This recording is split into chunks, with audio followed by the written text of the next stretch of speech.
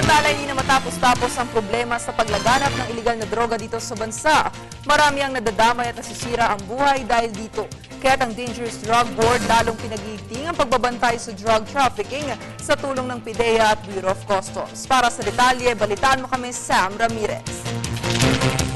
Patuloy ang isinasagawang investigasyon ng Philippine Drug Enforcement Agency o PIDEA hinggil sa mga drug syndicates na siyang isa sa mga punot dulong dahilan ng pagkakasangkot ng ilan sa ating mga kababayan sa drug trafficking. Ito ay ayon kay Undersecretary Romel Garcia, Vice Chairman ng Dangerous Drugs Board. PIDEA is conducting sino talaga ang sindikato, mga sindikato ng drugs na may kaugnayan dito. Kasi yun talaga yung dapat nating puksain.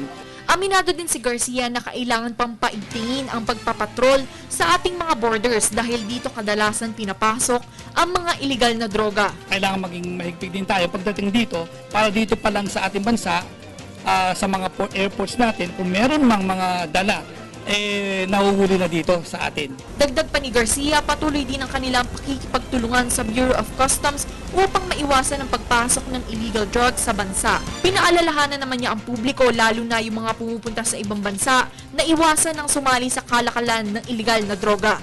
Kaya nga kung minsan, meron tayong nakikita na lalo na sa atin, kung minsan mayroong maraming pumunta sa abroad na mayroong nagpapadala.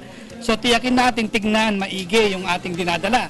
Kasi kung minsan hindi alam, honestly, nung ibang mga nahuhuli na hindi nila alam kung ano dinadala. It is unfortunate na pagdating sa ibang bansa tulad ng China na mayroong capital punishment, may death penalty, naku doon sila nahuhuli, sila yung magiging kawawa. Kung may nais kayong i-report na illegal drug activities, maaari kayong mag-text sa PIDEA. I-type lamang ang PIDEA space feedback, space pangalan o alias, /edad, /barangay, /munisipyo, /region, /drug-related info at isend sa 700 PIDEA o sa 0999-888 PIDEA. Nag-uulat para sa Telebisyon ng Bayan, Sam Ramirez.